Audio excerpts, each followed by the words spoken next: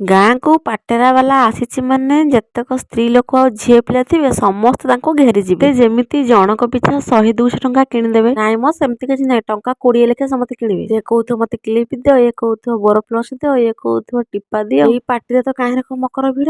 ସେ ପାଟରା ଭାଇ ବି କାହା କଥା ବୁଝିବେ, ତାଙ୍କ ମୁଣ୍ଡ ବି ଟେଣ। କଣ ଆଉ କରିବେ, ଗରା କହିଲେ ଈଶ୍ୱର, ତାଙ୍କୁ ରାଗିଲେ ହବନି ବେପାର। ମୁଁ କିନ୍ତୁ ସତ କହୁଛି, ଆଜି 60 ଟଙ୍କାରେ କିଣିଲି ବ୍ରଶ, ପାଉଡର ଆଉ ନେଲ ପଲିଶ। ଯେହେତୁ ବେଳାବେଳେ ଟିକେ ଦିପହର ଖାଇବା ଖିଆ ହେଇଥିଲା, ସେଥିପାଇଁ 5ଟା ହେଇଛି କି ନାଇଁ ଭୋକ ଲାଗିଲା। ଫଟାଫଟ ସିମେଇ ଉପମା କରି ଖାଇଲୁ। ଆଉ ରାତି ଖାଇବା ଟିକେ ଲେଟ ରେ କଲୁ। ଆଜିର ଖାଇବାରେ ଅଛି ଚୁଡା ଘସା ଡାଲମା। ଖାଉ ଖାଉ ଏବେ ତ ଟାଇମ ବାଜିଲାଣି 10ଟା। ପିଲାମାନେ ଯେହେତୁ ସନ୍ଧ୍ୟାବେଳେ ଉପମା ଖାଇ ଶୋଇ ପଡୁଥିଲେ ତ ଉଠିଗଲେ ସେମାନେ। କେମିତି ଚୁଡା ଘସାକୁ ନିଜେ ଖାଇକି ତା ବାବାଙ୍କୁ ଖୁଆଉଛି। ତା ବାବା କହିଲେ ୟାକୁ ଦେଖି ମତେ ବି ମୋ ପିଲାଦିନ କଥା ମନେ ପଡିଯାଉଛି। ସାଙ୍ଗମାନେ, ଆପଣ ମାନଙ୍କର ଏତେ ସାରା ଭଲ ପାଇବା ପାଇଁ ମୁଁ ଆଜି ଏଠି ଆସି ପହଞ୍ଚି ପାରିଛି। ଆପଣ ମାନଙ୍କୁ ଅଶେଷ ଧନ୍ୟବାଦ ମୋ ଭିଡିଓଟିକୁ ଶେଷ ପର୍ଯ୍ୟନ୍ତ ଦେଖିଥିବାରୁ। ମା ବରଳା ବାସିନୀ, ମା ବରଳୟା ସମସ୍ତଙ୍କ ମନୋବାଞ୍ଛା ପୂର୍ଣ୍ଣ ହଉ ତୋ କୃପାରୁ। ଏତିକି କହି ଆଜିର ଭିଡିଓ ଶେଷ କରୁଛି। ପୁଣି ଆସନ୍ତା କାଲି ଆପଣଙ୍କ ପାଇଁ ନୂଆ ଭିଡିଓ ନେଇ ଆସିବି। କଥା